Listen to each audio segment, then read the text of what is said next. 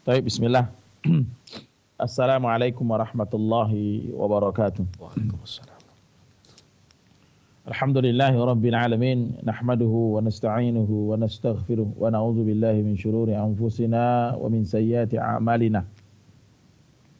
Asyhadu an la ilaha illallah wahdahu la syarikalah wa asyhadu anna Muhammadan abduhu wa rasuluh. La nabiyya ba'dah. Amma ba'du, qala Allah rabbul alamin fil Qur'anil Karim. Ya ayyuhalladzina amanu taqullaha haqqa tuqatih wa la tamutunna illa wa antum muslimun. Qala Nabiullah Muhammad sallallahu alaihi wasallam fi hadithihi an ta'budullaha ka'annaka tarahu fa in lam takun tarahu fa innahu yaraka. Saudaraku kaum muslimin, para pendengar dimanapun berada, ya alhamdulillah di pagi hari ini kita semuanya dalam kondisi sehat, kita semuanya dalam kondisi baik, kita semuanya dalam kondisi dikaruniai nikmat oleh Allah, taufiknya, hidayahnya. Sehingga kemudian alhamdulillah kita bisa melaksanakan aktivitas kita di pagi hari ini. Aktivitas seorang muslim itu adalah dia bangun di pagi hari, kemudian dia mengawali dengan salat tahajudnya, dia mengawali dengan sholat sunnah 2 rakaat setelah azannya. Kemudian aktivitas yang sangat penting seorang muslim adalah dia bangun sholat subuh. Kemudian dia berzikir. Kemudian ada yang melanjutkan baca Al-Quran. Kemudian hari ini di jam 6 seperti biasanya di setiap hari kita mendengarkan kajian ilmu dari radio kita, Radio Hijrah yang ada di Kota Batam. Ini adalah aktivitasnya seorang muslim. Jadi manusia itu ada aktivitasnya. Namun ada aktivitasnya yang memang diridhoi oleh Allah. Ada aktivitasnya yang aktivitas adalah orang yang dimurkai oleh Allah. Aktivitas seorang muslim itu adalah terjadwal. Ada aktivitasnya yang berurusan dengan hubungannya kepada Allah Rabbul Alamin. Dia sholat, dia puasa di bulan Ramadan, dia haji ketika di bulan Dzulqa'dah, Dzulhijjah, ketika dia punya harta, dia melaksanakan umrah ketika dia memiliki kemampuan dan kesempatan. Dia melakukan membayar zakat ketika waktu temponya sampai. Dia berzikir di setiap saat. Itu adalah menjalin hubungan aktivitasnya dengan Allah. Begitu juga aktivitas setiap harinya yang semuanya harus diridhoi oleh Allah Subhanahu wa taala. Jadi hari ini adalah aktivitas kita seorang muslim, dari sholat tahajud kita, sholat sunnah fajar kita, kemudian sholat subuhnya kita, lanjut lagi dengan mendengarkan ilmu. Ini adalah aktivitas kita seorang muslim.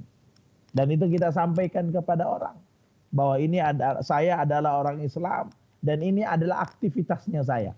Gitu. Kita ini adalah orang Islam, dan kita katakan bahwa ini adalah aktivitasnya. Aktivitas saya sebagai seorang muslim. Saya tidak punya aktivitas kecuali aktivitas pekerjaan yang saya bisa pertanggungjawabkan di depan Allah Rabbul Alamin. Yang semua aktivitas saya dicatat oleh malaikat. Semua aktivitas saya di dalam pengawasan Allah Rabbul Alamin. Maka seorang muslim dia harus betul-betul meyakin dan meyakinkan kepada dirinya bahwasannya aktivitasnya adalah aktivitas yang diridai oleh Allah, aktivitas yang dicintai oleh Allah. Baik dalam urusan ibadah dia ittiba kepada Nabi sallallahu alaihi wasallam, ataupun dalam urusan muamalah yang itu juga di atas norma-norma, di atas aturan agama kita. Maka oleh karena itu ikhwani fillah rahimani wa rahimakumullah, para pendengar Radio Hijrah dimanapun berada, baik yang di Tanjung Pinang, yang di Uban, yang di Bintan, di Batam, kemudian di tetangga kita Singapura dan Malaysia, yaitu poin kita bahwa hendaknya kita mengatur aktivitas kita dari kita bangun hari ini sampai nanti kita tidur lagi adalah semua aktivitas pekerjaan kita adalah bernilai kualitas ibadah. Saudaraku kaum muslimin, para pendengar Radio Hijrah dimanapun berada, hari ini kita mulai membahas kitab setelah kita kurang lebih 3 tahun membahas kitab Al-Kabair. Maka hari ini kita, dan itu sudah selesai insyaallah, Walaupun saya lihat ada 2 juhudul yang belum sempat kita selesaikan. Tapi alhamdulillah Allah sudah memberikan kita hidayah dan taufiknya bisa membahas itu dan kita bisa belajar bersama. Maka hari ini kita mulai untuk membahas kitab Adabul Mufrad, yaitu adalah kepribadian hadis tentang kepribadian akhlak seorang muslim. Kita melanjutkan hadis yang pertama yang akan kita bahas di pagi hari ini dari kitab Al-Adabul Mufrad yang ditulis oleh Imam Bukhari. Dan insyaallah banyak faedah dan banyak ilmu yang bisa kita ambil dari hadis ini. Hadis ini diriwayatkan oleh sahabat Abdullah ibnu Mas'ud. Dan sebelumnya saya ingin menyampaikan bahwa di dalam kita belajar hadis, maka biasanya hadis itu diawali dengan hadis-hadis yang panjang, dengan kalimat-kalimat yang haddatsani atau haddatsana mungkin akan panjang di awal. Maka oleh karena itu, untuk mempermudah pendengar yang dimuliakan Allah Subhanahu wa taala, untuk mempermudah para pendengar Radio Hijrah untuk memahami hadis, maka saya mengambil langsung satu perawi hadis dari sahabat, kemudian membaca isi hadis, kemudian kita mengambil faedahnya, sehingga lebih ringkas dan lebih mudah kita fahami dan lebih cepat untuk kita menggali kandungan hadisnya. Hadis yang pertama ini adalah dari sahabat Abdullah ibnu Mas'ud. Sahabat Abdullah ibnu Mas'ud mengatakan, sa'altun Nabiyya sallallahu alaihi wasallam, ayyul amali ahabbu ilallah? Qala as-salatu ala waqtiha. Qultu summa ay? Qala birrul walidain. Qultu summa ay? Qala al-jihadu fi sabilillah. Dan beliau mengatakan, andaikan saya law istazatuhu lazadani. Dan beliau mengatakan, andaikan saya masih bertanya kepada Nabi sallallahu alaihi wasallam, maka niscaya beliau akan memberikan atau menambahkan kembali apa yang saya tanyakan. Saudaraku kaum muslimin yang dimuliakan Allah Subhanahu wa taala, hadis ini dari sahabat Abdullah ibnu Mas'ud. Saya akan menyampaikan sedikit siapa itu Abdullah ibnu Mas'ud.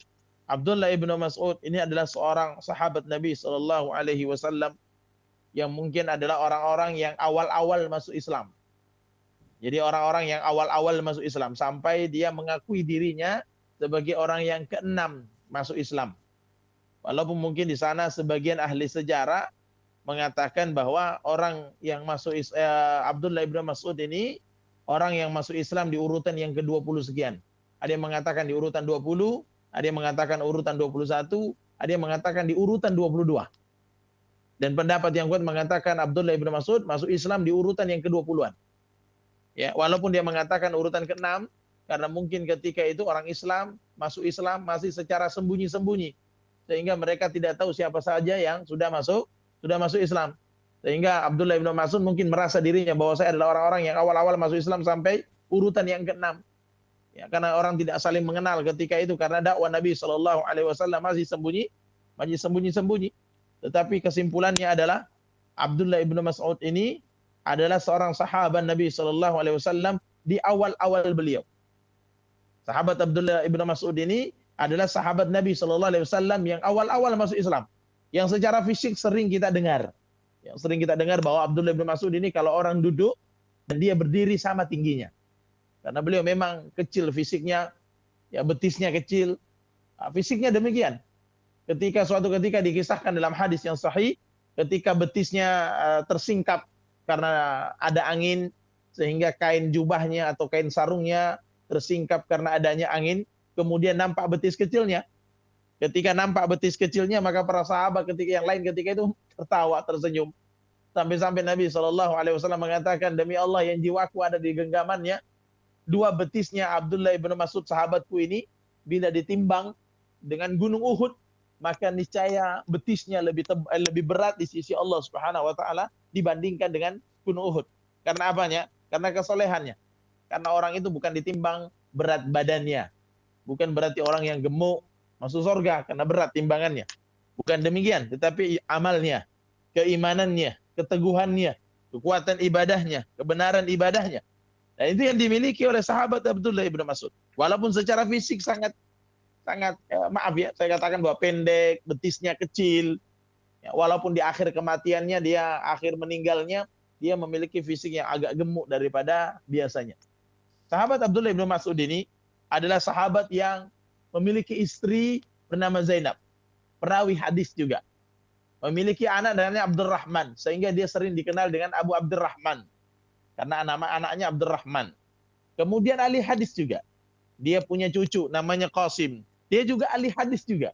Sampai-sampai kalau kita melihat hadis akan muncul nama istrinya sebagai perawi hadis. Akan muncul nama anaknya sebagai perawi hadis. Akan muncul cucunya juga sebagai perawi hadis. Sampai-sampai ulama mengatakan kehidupan keluarga Abdullah bin Mas'ud ini adalah kehidupan keluarga yang penuh keberkahan dari Allah, yang sama-sama memuliakan hadis Nabi Shallallahu Alaihi Wasallam. Ini adalah sahabat Abdullah bin Mas'ud. Ya, makanya di akhir meninggalnya beliau di tahun 30 Hijriah ya. Di tahun 30 Hijriah, sekitar 32 Hijriah, atau di zamannya Utsman bin Affan. Di zaman akhir jabatannya Utsman bin Affan, sahabat Abdullah bin Mas'ud ini meninggal dunia. Di umur sekitar 60 tahun sekian. Ada yang mengatakan 64 atau 65 tahun, Abdullah bin Mas'ud meninggal dengan meriwayatkan sekitar 848 hadis. Sekitar 800 sekian hadis yang disampaikan oleh sahabat Abdullah bin Mas'ud. Dan Abdullah bin Mas'ud ini adalah sahabat yang mulia. Kemuliaan yang pertama apa? Kemuliaan yang pertama, dia adalah orang yang ahli tentang Al-Quran. Sampai-sampai Nabi Shallallahu Alaihi Wasallam mengatakan, kalau seseorang ingin belajar Al-Quran, maka hendaknya dia belajar kepada siapa? Dia belajar kepada sahabat Abdullah ibnu Mas'ud. Karena beliau sampai-sampai Nabi Shallallahu Alaihi Wasallam mengatakan, jika kalian mengatakan kepada sahabat Nabi, jika kalian mau mengetahui bagaimana Al-Quran itu turun dari Jibril kepadaku, maka belajarlah kepada siapa? Kepada sahabat Abdullah ibnu Mas'ud, yang beliau memiliki ilmu tajwid yang bagus. Beliau memiliki ilmu qiraah, bacaan yang sangat indah. Sampai-sampai Nabi Shallallahu Alaihi Wasallam senang mendengarkan bacaannya siapa? Abdullah ibnu Mas'ud. Bahkan beliau ahli tafsir. Makanya kalau kita belajar tentang tafsirnya para sahabat, yang sering kita dengar tafsirnya siapa? Tafsirnya Ibnu Abbas dengan tafsirnya siapa? Ibnu Mas'ud. Maka tafsir Ibnu Abbas, tafsir Ibnu Mas'ud. Itu yang sering kita dengar. Abdullah ibnu Mas'ud dengan Abdullah ibnu Abbas. Ini dua tafsir sahabat. Makanya dikatakan para ulama, sahabat Abdullah ibnu Mas'ud adalah orang yang paling paham tentang Al-Quran. Makanya ketika dia dikirim ke Kufah, di sana dia mendakwakan Islam tentang Al-Quran di Kufah. Adalah sahabat yang mulia, sahabat Abdullah ibnu Mas'ud. Dan dia memiliki semangat ibadah yang luar biasa. Makanya ikhwani fillah rahimani wa rahimakumullah, sebelum saya menyampaikan hadis, mudah-mudahan setiap nanti kita mendengar hadis tentang Ibnu Mas'ud, ya, kita teringat tentang beliau, orang yang sangat faham tentang Al-Quran, orang yang mulia, awal-awal masuk Islam. Bahkan dia adalah orang yang pertama kali memperdengarkan Al-Quran di sekitar orang Quraisy di Ka'bah. Dicatat ini. Orang pertama yang memperdengarkan Al-Quran. Jadi orang-orang awal-awal masuk Islam itu kan takut membaca Al-Quran keras-keras karena takut ketahuan sama orang Quraisy. Beda kalau Abdullah ibnu Mas'ud. Ketika dia mendengarkan Al-Quran dari Nabi Shallallahu Alaihi Wasallam, orang Islam ketika itu masih sedikit. Hanya ada Abdurrahman bin Auf, mungkin ada Umar ibn Khattab, ada Utsman bin Affan, ada Abu Bakar As-Siddiq, ada Khadijah, istri Nabi Shallallahu Alaihi Wasallam, ada Zaid bin Harithah, ada Ali bin Abi Thalib, ada Zubair. Mungkin itulah yang awal-awal masuk Islam. Dan ketika itu hanya sedikit orang Islam. Ketika orang-orang yang masuk Islam tadi ini, orang-orang awal masuk Islam, mereka mengatakan, siapa di antara kita yang berani memperdengarkan Al-Quran kepada orang Quraisy di samping Ka'bah. Maka dengan pedenya, dengan kekuatan imannya, dengan hebatnya beliau kemudian angkat tangan. Dan ketika dia angkat tangan kurang nampak. Karena orangnya kecil, pendek, kurang nampak. Tapi dengan tegak dia mengangkat tangannya, kemudian dia mengatakan, saya yang akan baca Al-Quran di depan orang Quraisy. Kata sahabat Nabi yang lain, jangan kamu. Kalau kamu yang maju, saya khawatir karena Abdullah ibnu Mas'ud ini bukan orang Quraisy, dari kabilah yang lemah. Abdullah bin Mas'ud ini dari kabilah yang lemah dan tidak terpandang di Mekah ketika itu. Abdullah bin Mas'ud. Makanya para sahabat Nabi mengatakan, kamu jangan maju. Kalau kamu yang membaca Al-Quran di depan orang Quraisy, ya bahasa kita ya bisa digebukin lah gitu. Bisa digebukin, dibonyokin gitu. Tetapi apa kata Abdullah bin Mas'ud? Saya tidak khawatir. Saya tidak takut dengan hal itu. Saya tidak perlu kabilah-kabilah sebagai penolong saya. Dan saya cukup jadikan Allah sebagai sebaik-baik penolong saya. Maju dia ke depan Ka'bah. Di depan Ka'bah dia membaca Al-Quran dengan lantang. Orang-orang Quraisy ini penasaran apa yang dibaca orang itu. Tiba-tiba ada yang lapor kepada orang Quraisy. Itu yang dibaca itu adalah yang dibawa sama Muhammad. Itu yang dibaca itu adalah yang dibawa sama Muhammad. Maka dengan sigap cepatnya orang-orang Quraisy berdiri menangkap Abdullah bin Mas'ud, kemudian memukul wajahnya. Tapi dalam kisah dikatakan bahwa sambil dipukul mukanya, Abdullah bin Mas'ud tetap membaca Al-Quran. Sempat dia membaca Al-Quran. Sambil digebukin, sambil membaca Al-Quran. Selesai orang itu capek memukulnya, pulang. Abdullah bin Mas'ud juga pulang bertemu para sahabat Nabi. Dan dia mengatakan, inilah wajah saya bekas dipukulin sama orang Quraisy. Apa kata sahabat Nabi? Itu yang kita khawatirkan. Itu yang kita khawatirkan sama engkau. Apa kata dia? Saya tidak merasakan apa-apa. Andaikan besok kalian mengizinkan saya, maka saya akan pergi baca Al-Quran yang kedua kali. Insya Allah. Kuatnya iman para sahabat. Ini imannya para sahabat. Itu Abdullah bin Mas'ud. Itu sahabat yang mulia. Awal-awal masuk Islam. Dia memperdengarkan Islamnya. Dia memperdengarkan Al-Quran. Sampai kemudian digebukin. Hari ini, generasi hari ini malu baca Al-Quran. Tapi tidak malu untuk joget-joget di depan layar. Kemudian di-share. Tetapi ketika baca Al-Quran, mereka malu. Padahal sahabat yang kita bahas ini, yang meriwayatkan hadis pertama dalam buku Adabul Mufrad ini, adalah seorang sahabat yang mulia, yang memperdengarkan Al-Qur'annya, dan dia ahli Al-Qur'an. Yang kedua adalah seorang sahabat yang mulia, adalah sahabat yang hidup di atas kesederhanaan, tetapi dia menjadi orang yang dimuliakan oleh Allah dan dimuliakan oleh Nabi SAW karena dia adalah pembawa Al-Quran. Sehingga ketika beliau meninggal, dia banyak memiliki sahabat-sahabat yang ahli dalam Al-Quran. Dia meriwayatkan 848 hadis di tahun 32 Hijriah ketika dia meninggal dunia. Apa hadis yang disampaikan oleh beliau? Dia bertanya kepada Nabi SAW. Dan kita lihat pertanyaannya. Mudah-mudahan dari sini kita memahami pertanyaannya. Apa pertanyaannya? Dia mengatakan, Sa'altun Nabiyya sallallahu alaihi wasallam. Sa'altun Nabiyya sallallahu alaihi wasallam. Saya bertanya kepada Nabi sallallahu alaihi wasallam. Kita lihat apa yang ditanyakan oleh sahabat Abdullah ibn Mas'ud kepada Nabi sallallahu alaihi wasallam. Yang ditanyakan oleh sahabat Abdullah ibn Mas'ud, yang mengatakan, ya Rasulullah, ayyul amali ahabbu ilallah.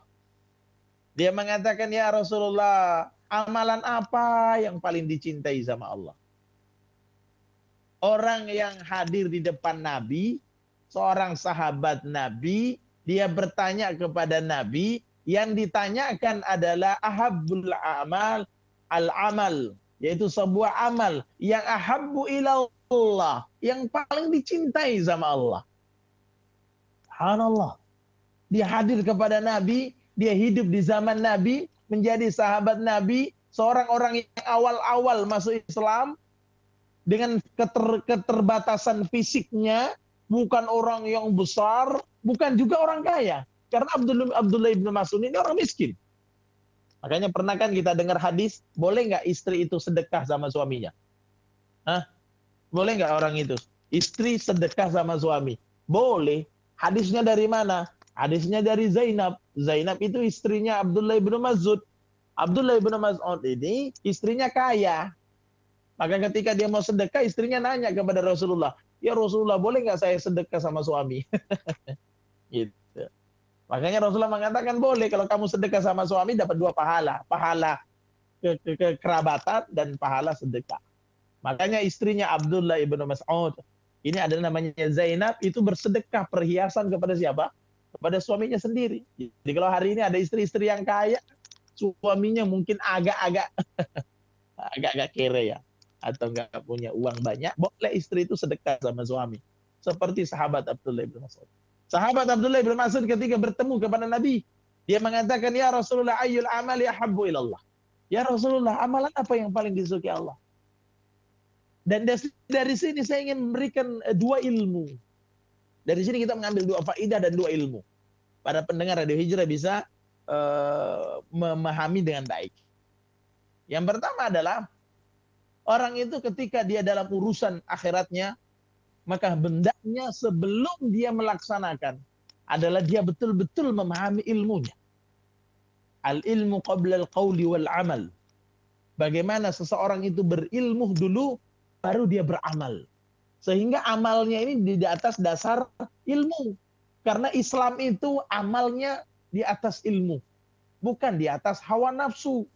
Atau bukan di atas hanya sekedar bisa atau tidak bisanya. Tetapi harus di atas ilmu. Sehingga itulah yang menjadi sebab diterimanya amal itu. Ilmu tentang keikhlasannya, tentang mengenal Allah, dan ilmu tentang Rasulnya, yaitu ittiba kepada Nabi SAW. Itu poin pertama dari hadis ini. Poin yang kedua, ketika sahabat ini mengatakan, ayyul amali ahabbu ilallah. Ya Rasulullah, amal apa yang paling dicintai oleh Allah? Poin kedua yang ingin saya sampaikan para pendengar adalah begini. Beramal itu bukan apa yang kita cintai. Tapi beramal itu apa yang dicintai oleh Allah dan Rasulnya. Beramal itu bukan selera kita. Bukan maunya kita. Bukan keinginan kita. Bukan saya suka ini. Tidak. Beramal itu adalah apa yang disukai sama Allah. Walaupun hawa nafsu kita nggak suka. Makanya dalam kaidah ibadah, dalam kaidah prinsip beribadah, adalah melakukan ibadah yang dicintai oleh Allah, walaupun kadang-kadang hawa nafsu itu nggak suka. Saya ulangi sekali lagi, nanti harus ada yang hafal dari pendengar Radio Hijrah. Melakukan ibadah itu adalah melihat ibadah itu harus dicintai oleh Allah, artinya harus sesuai dengan syariat, karena tanda-tanda ibadah itu disukai oleh Allah adalah dibawa oleh Nabi SAW sesuai syariat. Walaupun hawa nafsu kita nggak suka. Walaupun hawa nafsu kita nolak. Walaupun sebenarnya kita nggak suka. Tetapi kalau itu dicintai oleh Allah, maka itu adalah ibadah. Tetapi sebaliknya, ada orang beramal nih. Dia suka dengan itu. Dia enjoy dengan itu. Dia bisa mengerjakan. Nampaknya keren. Nampaknya bagus. Nampaknya hebat. Tetapi tidak dicintai oleh Allah. Tidak dibawa oleh Rasulullah, maka itu bukan ibadah. Kalaupun itu dijadikan ibadah, berarti ibadah bukan di dalam Islam. Artinya bukan sesuatu yang dicintai oleh Allah. Makanya di sini kita diajari oleh Abdullah ibnu Mas'ud. Kita dapat pelajaran nih dari Abdullah ibnu Mas'ud. Apa pelajarannya? Dia bertanya, ya Rasulullah, amal apa yang dicintai oleh Allah? Bukan amalan yang saya suka, tetapi tidak disukai oleh Allah. Bukan zikir-zikir yang saya baca, saya suka bacanya, tetapi Allah ternyata nggak suka. Bukan ibadah-ibadah, bukan ibadah puasa atau sholat, atau apa saja, yang itu ternyata tidak dibawa oleh Rasulullah, tapi padahal saya suka nih. Tapi nggak disuka sama Allah, berarti nggak disuka sama Rasulullah, sebaiknya kita tidak usah mengerjakan. Kata Abdullah bin Umar, walaupun manusia mengatakan itu bagus, tetapi tidak dicintai oleh Allah, maka tinggalkan. Maka, saya beberapa hari yang lalu, ketemu sama kawan, dia pakai cincin emas. Laki-laki ya, dia pakai cincin emas. Lalu saya mengatakan, Bang, jangan pakai cincin emas bagi laki-laki. Itu halal untuk perempuan, haram untuk laki-laki. Lalu apa jawabannya? Waduh, saya suka padahal. Saya katakan, tidak semua yang kamu suka, kamu kerjakan. Tidak semua yang kamu inginkan itu kemudian menjadi halal untuk kamu. Begitu. Jadi ini poin kedua kita dari Abdullah bin Umar. Di sini dikatakan ayyul amali ahabbu ilallah. Amalan apa yang dicintai oleh Allah? Artinya amalan itu dicintai oleh Allah, bukan menurut selera kita. Salat yang kita kerjakan harus sesuai dengan salatnya Rasulullah, bukan salat selera kita. Yang salatnya cepat selesai. Puasa yang kita kerjakan, puasa yang dicintai oleh Allah, bukan puasa selera kita. Seperti ada puasa di zaman Nabi, yang dia berpuasa di bawah terik matahari, panas-panasan, tidak mau berdiri, tidak mau duduk dan berdiri, tidak mau berteduh dan maunya di bawah terik matahari. Ditegur sama Rasulullah. Rasulullah mengatakan, itu ngapain? Maka Nabi SAW suruh lanjutkan puasanya, nggak makan, nggak minum, tetapi dia harus berteduh karena bukan syariatku panas-panasan, mungkin jago-jagoan. Suruh dia duduk, nggak ada puasa berdiri. Artinya ibadah itu dicintai oleh Allah, bukan yang kita cintai. Bukan selera kita, bukan, tetapi sesuai dengan syariat. Itu poin kedua. Kemudian apa yang ditanyakan itu dijawab oleh Nabi SAW. Pertanyaannya adalah, jawabannya adalah amalan yang dicintai oleh Allah. Nabi SAW mengatakan as-salatu ala waqtiha, yaitu salat tepat pada waktunya. Kalau di hadis yang lain dikatakan apa? As-salatu li awwali waqtiha, yaitu salat di awal waktunya. Karena memang salat itu ada waktunya. Sebagaimana dikatakan bahwa inna sholata kanat 'alal mu'minina kitaban mawquta, bahwa salat itu sudah ditentukan waktunya untuk orang-orang yang beriman. Kalau bisa dilihat dalam surah An-Nisa. Surah An-Nisa dikatakan demikian. Bahwasanya salat itu sudah ditentukan waktunya. Dan memang salat ini adalah ibadah yang menjadi tiang utama. Maka Nabi SAW menjadikan poin pertama yaitu tentang salat. Dan sholat itu lebih ditegaskan lagi, sholat di atas waktunya. Karena bisa saja orang sholat itu dia meremehkan waktunya, sehingga dia terjatuh kepada kelalaian. Dan mungkin dia terjatuh kepada orang yang celaka di dalam sholatnya. Wailul lil musallin, celaka dalam sholatnya. Kenapa dia celaka? Kata ulama salah satunya adalah dia menunda-nunda waktunya sampai menjelang akhir dari sholat itu. Dan ini kata Nabi SAW dalam menjelaskan tentang sholatnya orang yang diakhirkan waktu asar adalah sholatnya orang munafik. Jadi kita sholat pada awal waktunya, jangan ditunda-tunda. Dan memang kalau laki-laki lebih mudah dia untuk sholat di awal waktu karena dia berangkat ke masjid, kemudian dia ikut dengan imam. Tetapi ini sangat beresiko bagi seorang perempuan, karena perempuan dia sholat di rumahnya, tidak ada imam misalnya, dia berleha-leha, bersantai-santai, ditambah lagi dengan sekian banyak pekerjaan, biasanya ngurusi anaknya, ngurusi suaminya, ngurusi cucian, ngurusi masak, ngurusi bikin kue, ngurusi belanja online, gitu ya. Sehingga kemudian dia tidak bisa, susah baginya untuk sholat tepat waktunya. Makanya dikatakan sholat itu adalah di awal waktu, li awwali waqtiha. Makanya kita jaga ini. Dan sholat itu dijadikan poin pertama oleh Nabi SAW. Bahkan Nabi SAW menjelang meninggal dunianya, ya, menjelang wafatnya, beliau berpesan sampai-sampai suara dalam dengan lisannya, dengan suara pelan beliau mengatakan as-shalah, as-shalah. Sampai dikatakan oleh Ummu Habibah kana min akhir wasiyatir Rasul. Adapun wasiat terakhirnya Nabi SAW menjelang wafatnya adalah mengingatkan umatnya as-shalah, as-shalah, wahai umatku jaga salatmu, jaga salatmu, gitu. Maka salat itu adalah perkara yang sangat penting. Tetapi saya tidak membahas di sini terlalu lebar karena poin kita bukan di masalah salat, tapi poin kita adalah birrul walidain.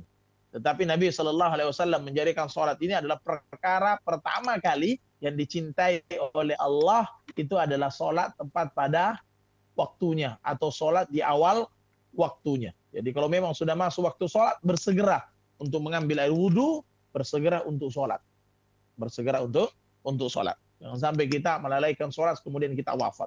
Di atas wafat atau meninggal di atas kelalaian mengerjakan sholat. Kemudian yang kedua, dan ini menjadi poin utamanya yang kita bahas di pagi hari ini adalah dikatakan bahwa yang kedua adalah sumai, kemudian dia bertanya lagi. Setelah dikasih yang pertama yaitu sholat tepat pada waktunya, Abdullah ibn Mas'ud bertanya lagi yang kedua, sumai, kemudian apa lagi ya Rasulullah? Maka Nabi SAW menjawab, birru walidain. Yaitu apa? Yaitu birru walidain. Berbakti kepada orang tua. Atau berbuat baik kepada orang tua. Taat kepada orang tua. Walidain itu artinya, walidain itu artinya dua orang tua. Walidain itu artinya dua orang tua.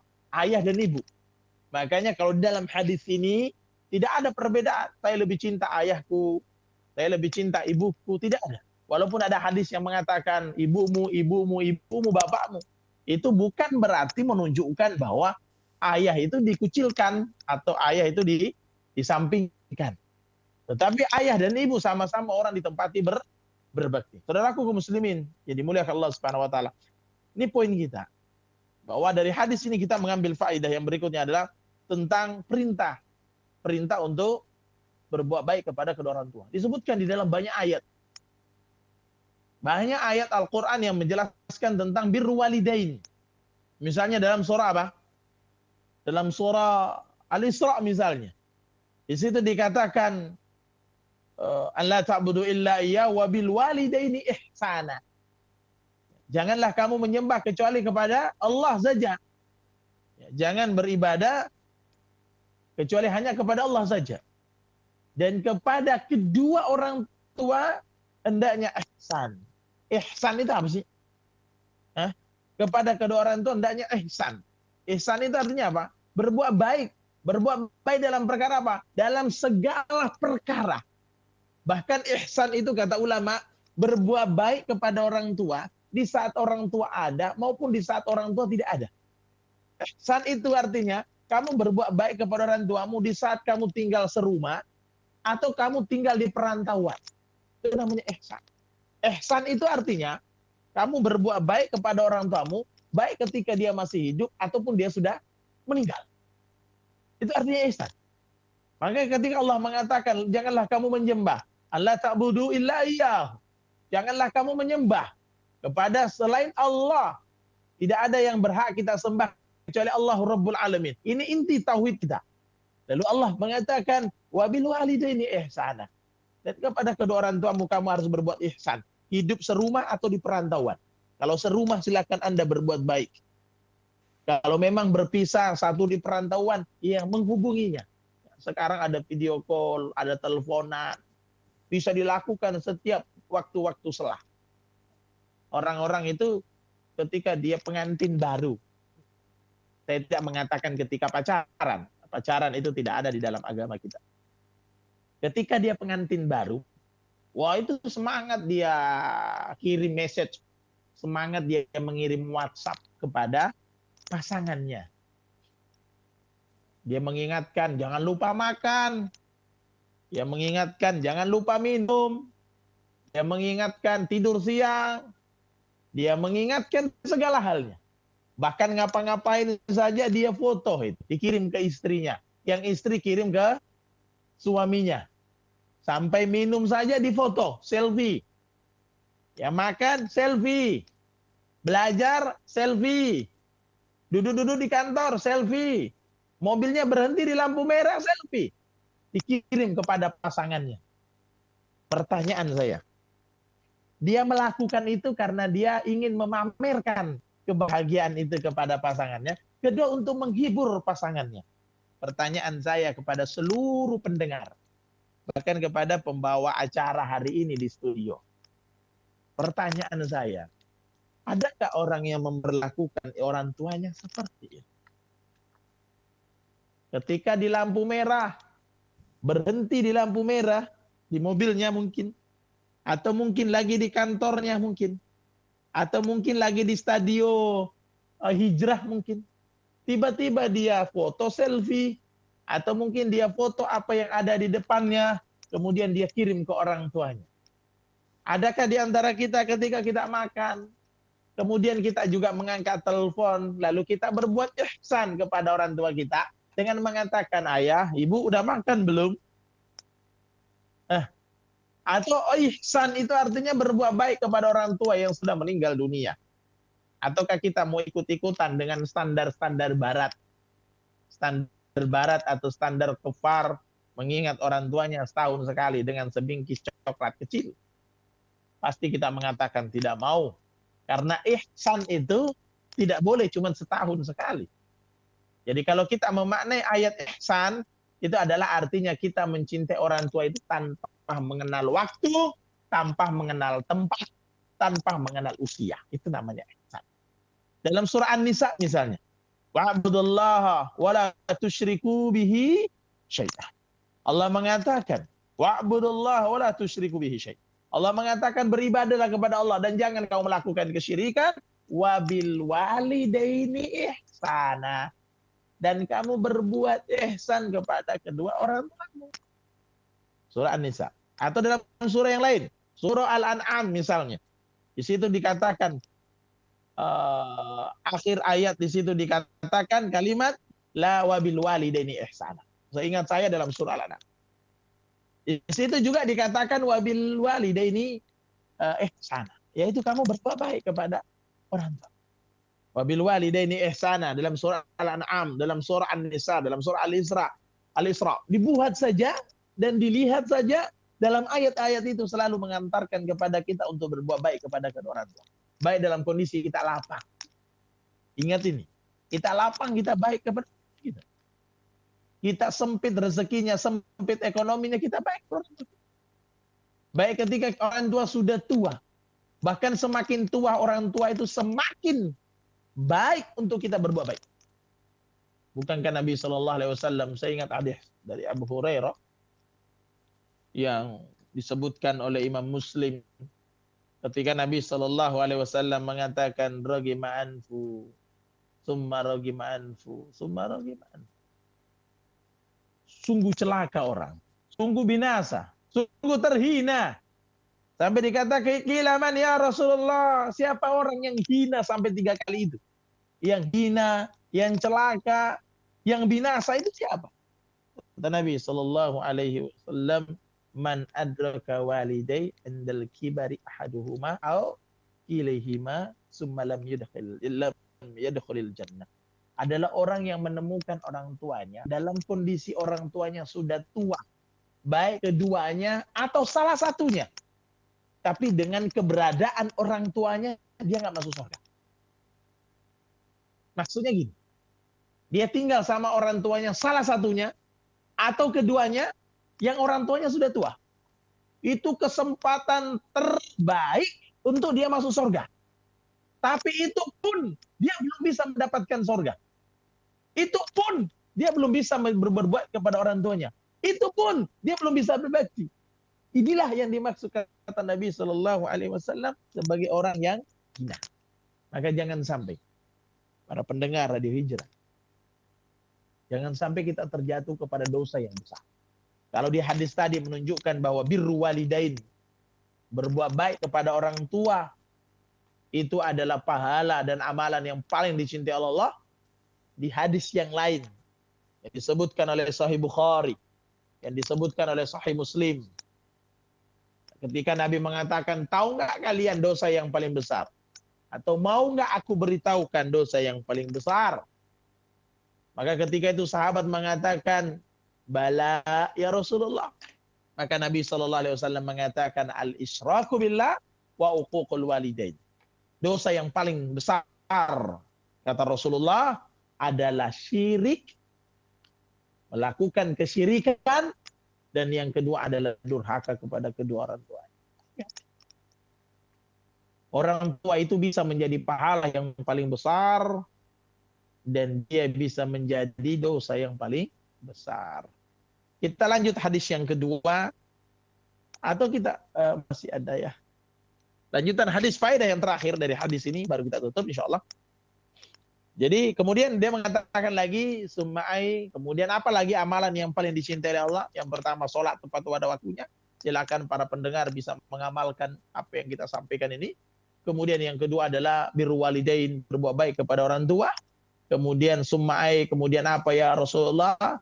Dia mengatakan, Rasulullah menjawab al-jihadu fi sabilillah, yaitu berjihad di jalan Allah.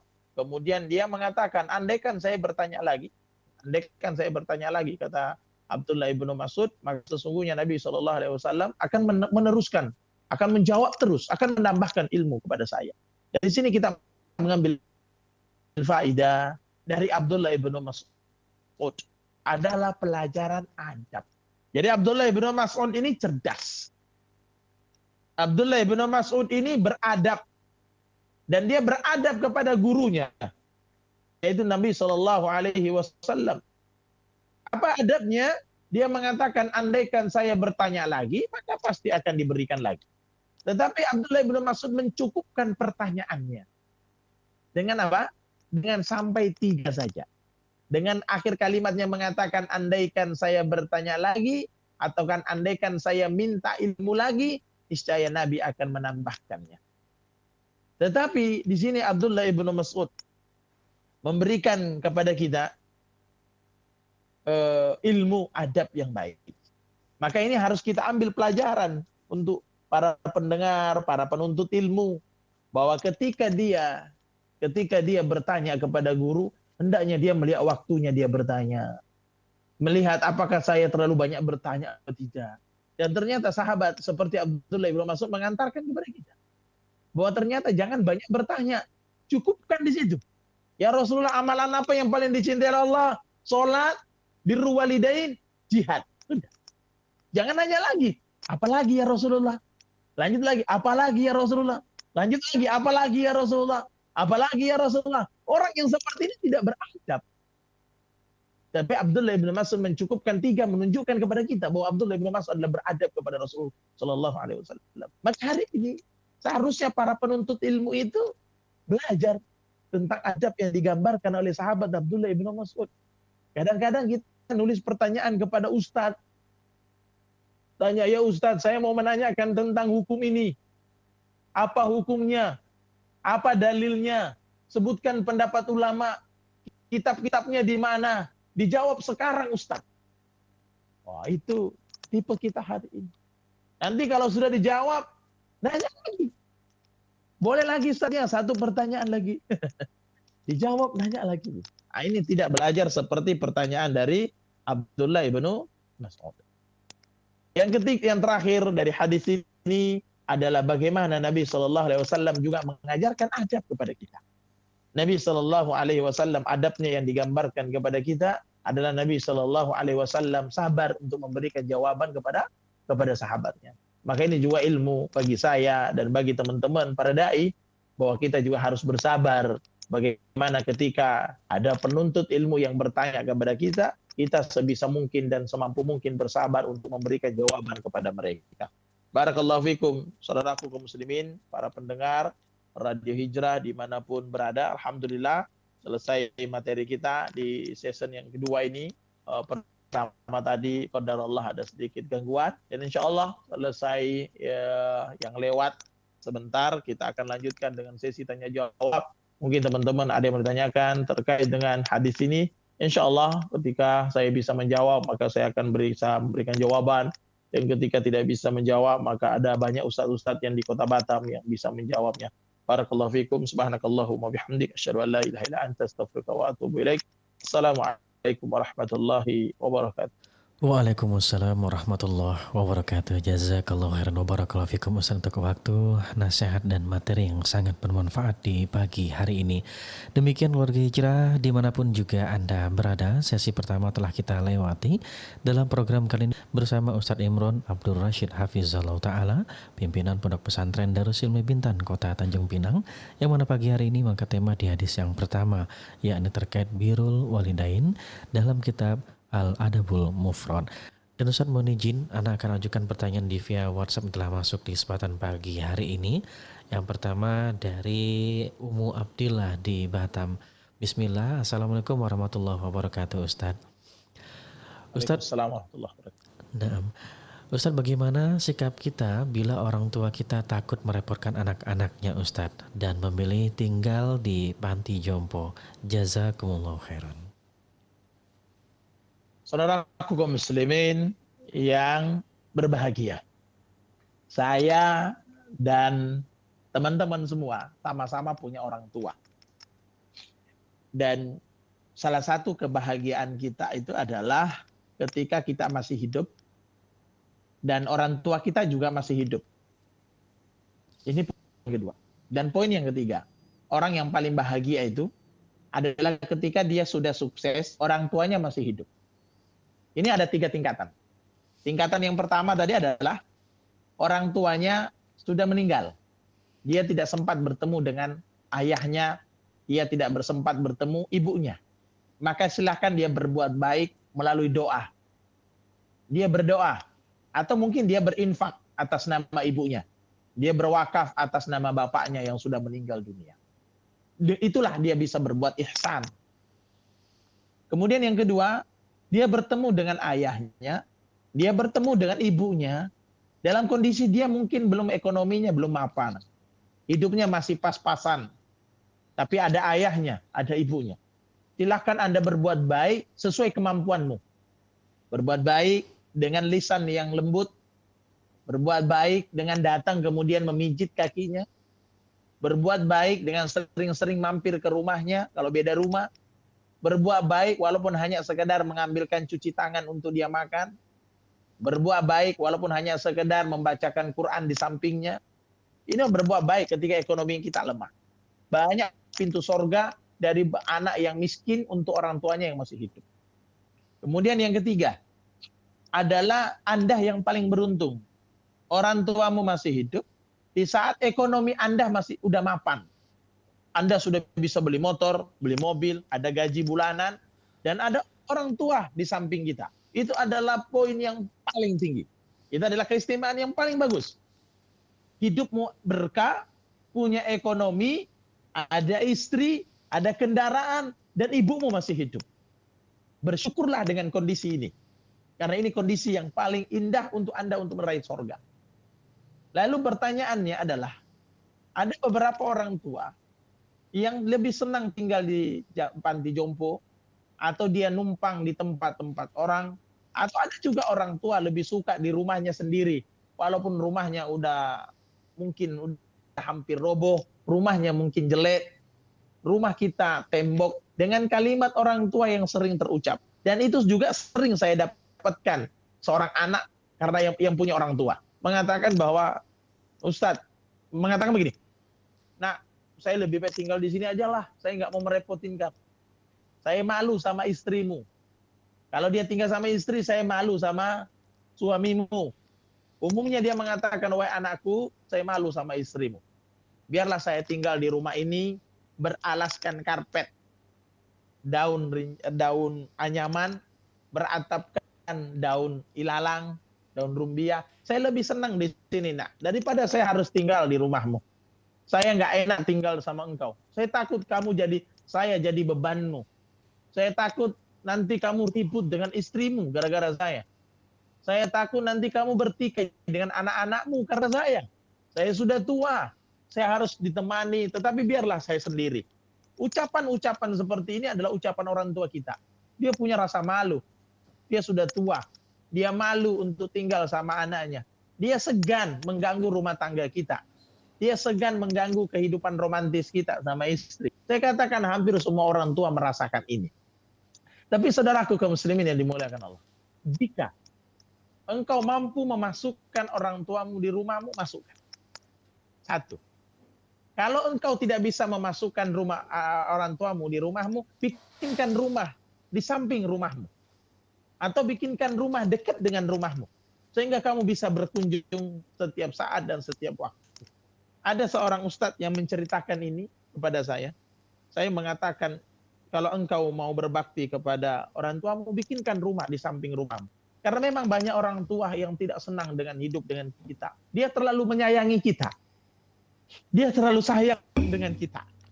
Sehingga kadang-kadang dia tidak mau mengganggu rumah kita, tangga kita. Dia tidak mau mengganggu anak-anak kita.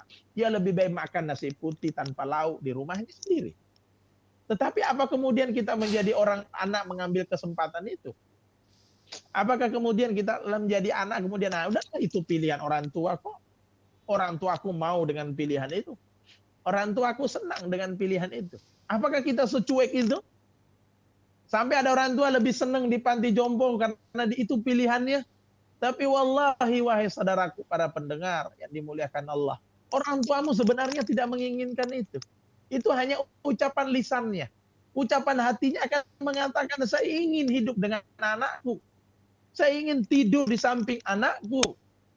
Saya ingin disuap sama anakku. Saya ingin bersampingan dengan anakku.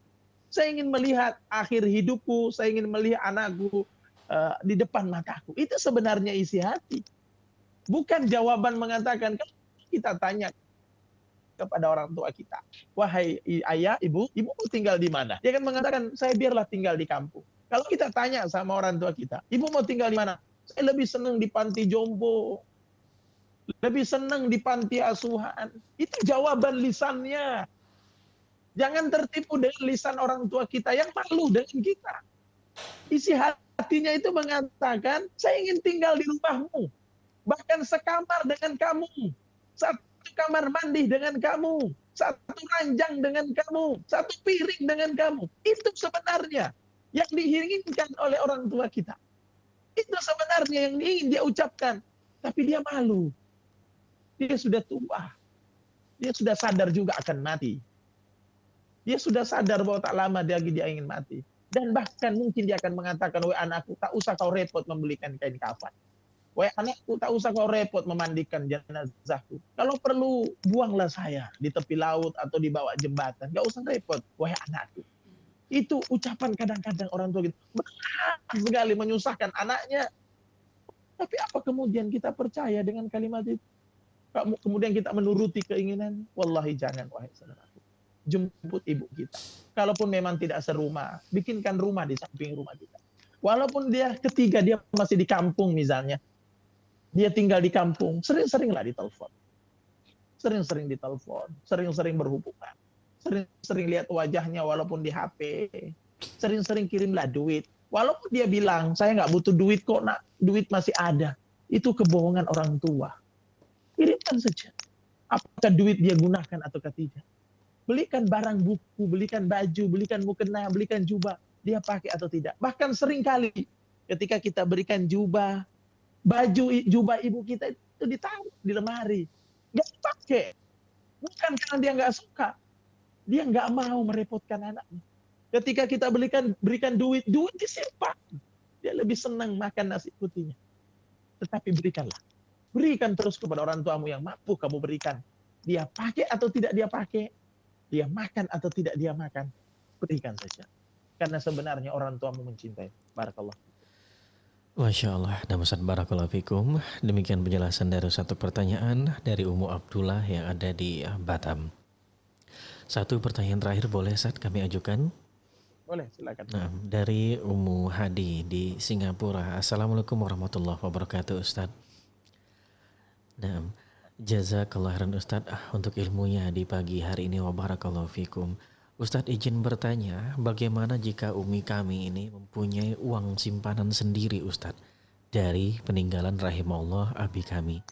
Ana memberitahu adik-adik ikhwan Ana, walau umi ada uang, mereka harus tetap memberi umi uang untuk keperluan sehari-hari. Karena adik anak ini mempunyai pekerjaan yang insya Allah cukup uangnya untuk membantu umi kami. Apakah dalam hal ini salah sikap anak Ustadz? Mohon nasihatnya, jazakallah khairan. Baik, ikhwani fillah rahimani wa rahmakumullah. Barakallahu fikum atas pertanyaan ini dan pertanyaan ini bagus. Khususnya yang bertanya, mudah-mudahan Allah mempersatukan engkau dengan ibumu di surganya Allah yang paling tinggi. Dan jawaban saya adalah benar. Seharusnya begitu. Jangan mengandalkan, oh ibu kita punya uang. Tidak. Atau juga ketika ibu mau meninggal dunia, duit itu kau ambil lagi kok. Atau mungkin duit itu kamu bagi-bagikan jadi harta warisan. Atau mungkin duit itu kamu hambur-hambur. Jadi bersedekahlah kepada ibu, berikanlah. Jangan kita beranggapan bahwa ibu kita sudah punya baju sehingga kita nggak belikan baju. Jangan katakan orang tua kita sudah punya uang sehingga kita tidak memberikan uang. Kecuali kalau orang tua kita menjadikan uang itu sebagai maksiat, maka batasi. Kalau uang harta digunakan untuk berfoya-foya, judi, minum khamr, berzina, maka batasin. Cukupkan hanya untuk makan dan minum. Tetapi ketika ibumu adalah orang salehah, dia orang saleh, dia orang yang baik, maka berikan uang itu kepada. Entah untuk apa. Orang tuamu bukan boros ketika dia beribadah kepada Allah. Maka berikan uang itu. Ketika orang tuamu saleh, ibumu salehah, maka berikan uang. Dengan itu dia akan mengangkat tangannya dan mendoakan untukmu kebaikan. Barakallahu fiik. Masya Allah, Wafik Barakallah. Demikian penjelasan dari satu pertanyaan dari Ummu Hadi yang ada di Singapura. Dan Ustadz mohon izin, sebetulnya ada satu pertanyaan nih yang belum kami ajukan nih Ustadz. Boleh ya Ustadz ya? Oke, Tayyib ini dari hamba Allah di Batu Besar. Assalamualaikum warahmatullahi wabarakatuh Ustadz. Nah, semoga Ustadz dan kru Radio Hijrah diberi kesehatan.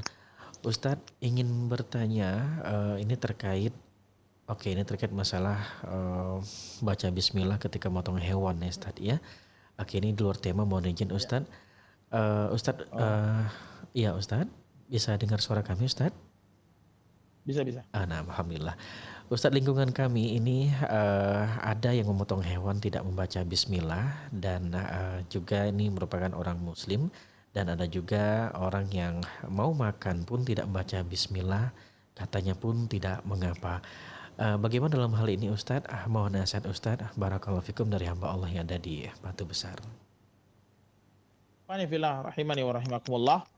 Membaca bismillah itu ada beberapa kondisi. Membaca bismillah dalam beberapa kondisi dihukumi sunnah. Membaca bismillah di beberapa kondisi dihukumi wajib. Seperti misalnya membaca bismillah yang wajib itu adalah ketika kita menyembelih hewan kurban. Itu disebutkan di dalam Quran surah Al-An'am. Silakan dicari di surah Al-An'am di ayat 100 ke atas. Di situ disebutkan wala ta'kulu mimma lam yuzkar ismullahi alaih wa innahu lafisqun. Dikatakan bahwa janganlah seseorang memakan binatang, hewan-hewan sesembelihan yang ketika disembelih tidak disebutkan nama Allah. Lam yuzkar. Tidak disebutkan nama Allah. Maka para ulama mengatakan, dan ini pendapat paling kuat dan tidak ada pendapat selain ini, yang membedakan nanti hanyalah antara lupa dan tidak lupa atau mungkin bagaimana masalah ahlul kitab dan lain sebagainya.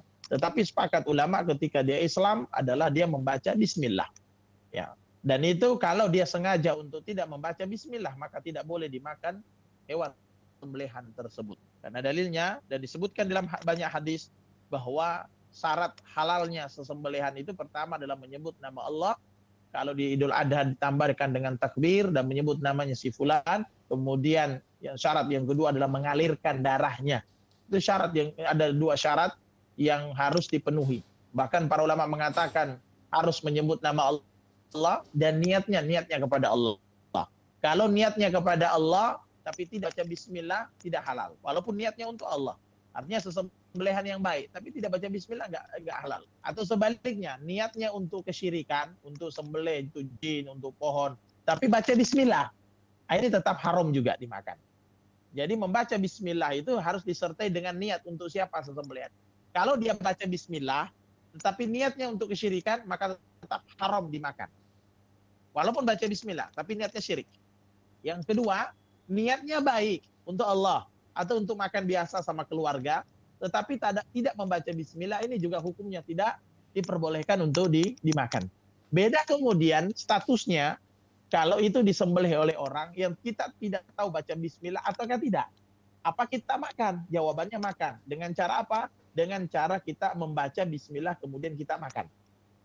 Sebagaimana Nabi SAW mengatakan, Samullah alaihi wa kuluh. Ada hadis Nabi mengatakan, ketika Nabi diberikan makanan, bacalah bismillah. Karena ada orang sahabat Nabi juga pernah mengatakan kepada Rasulullah, ya Rasulullah, saya mendapatkan daging sesembelihan, saya makan atau tidak? Kata Nabi SAW, kalau kamu tidak tahu itu dibacakan bismillah atau tidak, maka cukup kamu baca bismillah kemudian kamu makan.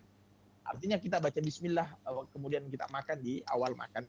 Kalau memang kita yakin bahwa itu adalah disembelih di daerah kaum muslimin, ya, disembelih di daerah kaum muslimin dan kita masih belum penasaran, misalnya beli daging di pasar gitu, kita kan nggak pernah nanya tuh baca bismillah apa tidak kan dan sebagainya. Tapi kita tetap husnudon itu baca bismillah karena tinggal di kompleks atau daerah kaum muslimin seperti itu. Jadi jangan memakan makanan yang memang tidak dibacakan bismillah. Nah itu sudah menjadi sebuah ketentuan. Adapun kalau lupa diikhtilaf di kalangan ulama. Ada yang mengatakan sah. Kalau tadi ada niatnya untuk membaca bismillah. Yang kedua adalah kalau lupa maka tidak sah. Artinya tetap tidak boleh dimakan. Dan ini ikhtilaf di kalangan ulama. Bahkan ulama dengan tegas mengatakan bismillah itu harus di awal sembelihan. Jangan baca bismillahnya sekarang, 3 jam kemudian baru sembelih. Ini pun tidak bisa. Harus di awal sembelihan. Jadi mudah-mudahan bisa difahami dan unsur sebagai dalil silakan dibuka di dalam surah Al-An'am di ayat 100, mungkin 120 atau 121. Barakallahu fiik. Masya Allah, wafiq barakallah. Demikian penjelasan dari satu pertanyaan terakhir datangnya daripada hamba Allah yang ada di Batu Besar. Dan Ustadz mohon izin sedikit menutup dari satu pertemuan kita di kesempatan pagi hari ini. Tafadhol Ustadz. Saudaraku kaum muslimin yang berbahagia dimanapun Anda berada, mudah-mudahan di hari Jumat ini kita menjadi pribadi yang memahami birru walidain dengan baik. Jadikanlah diri kita sebagai orang Islam yang mencintai orang tua kita. Orang tua kita kalau dia masih hidup, mungkin 1 hari, 2 hari, 3 hari dia akan meninggal dunia. Maka manfaatkan sebaik mungkin untuk bersahabat dengan kedua orang tua.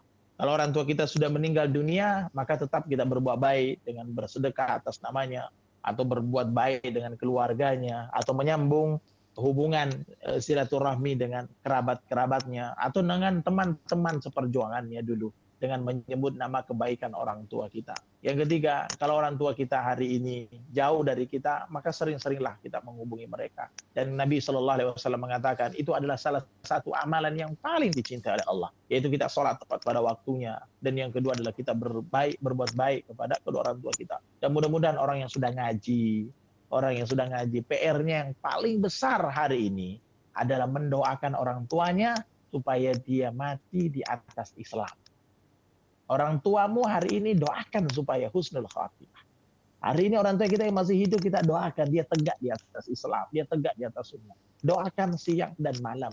Sebagaimana diajarkan dalam Al-Quran, ya Allah, sayangilah orang tuaku sebagaimana mereka menyayangi saya waktu kecil. Artinya, dianjurkan untuk senantiasa kita mendoakan kebaikan untuk orang tua kita. Demikian apa yang dapat saya sampaikan di pagi hari ini. Mohon maaf atas segala kekurangan dan mudah-mudahan apa yang saya sampaikan bisa bermanfaat dan bisa diambil ilmu dan bisa kita amalkan. Sampai ketemu nanti di Jumat depan di waktu yang sama dengan kitab yang sama. Assalamualaikum warahmatullahi wabarakatuh.